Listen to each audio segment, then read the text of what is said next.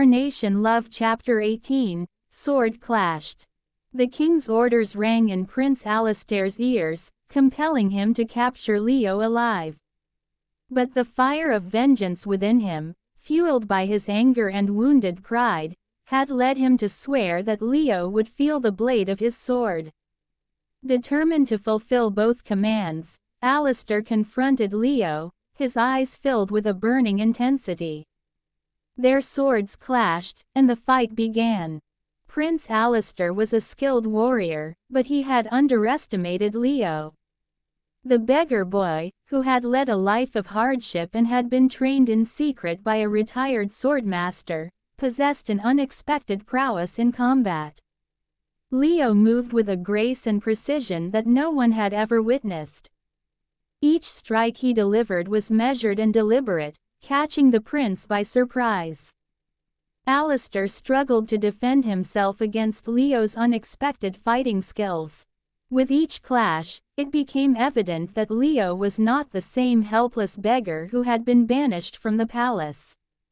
His every move was calculated, and he fought with a fierce determination to survive.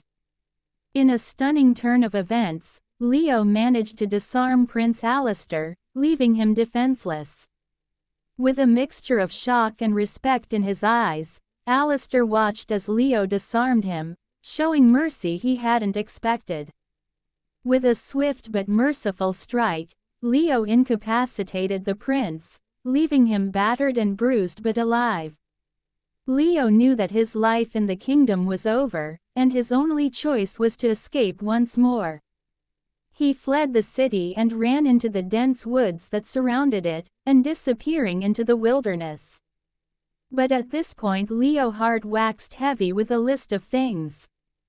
Talking out loud with himself, I was accused by Lady Isabella, banished from the palace by the king and now attacked by the prince and his guards.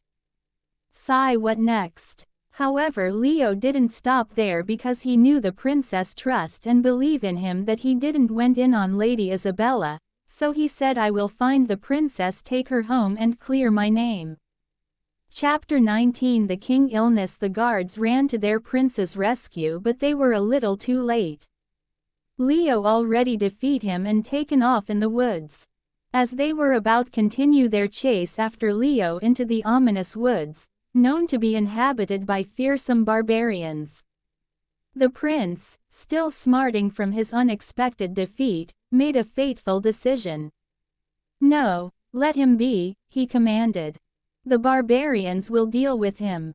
No one has ever gone into those woods and returned alive.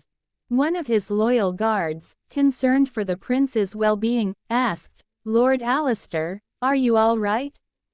Alistair, his pride wounded and his spirit broken, couldn't bear to discuss the confrontation any further. He replied with a steely tone, leave my sight and ensure that this is never spoken of again.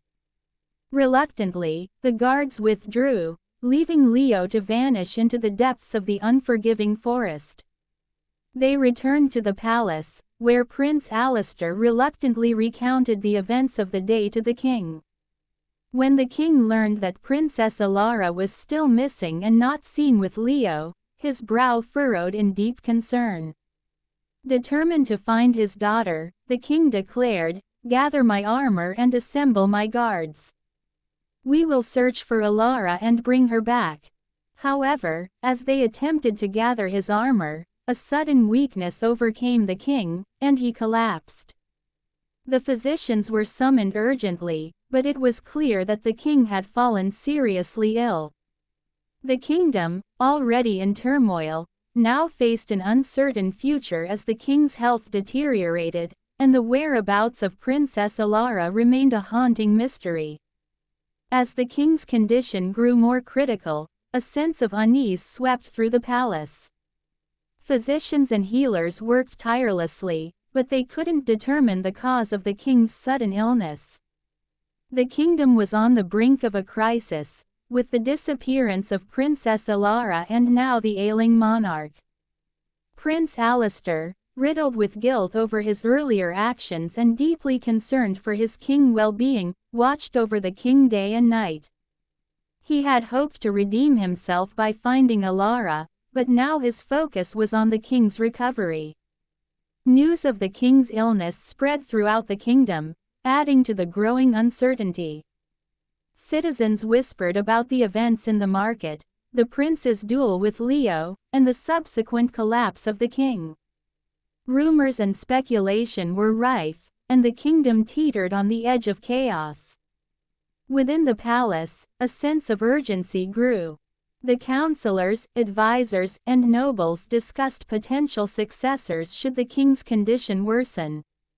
Meanwhile, in the dark woods beyond the city, Leo navigated the treacherous terrain, unaware of the unfolding crisis in the kingdom he had once called home.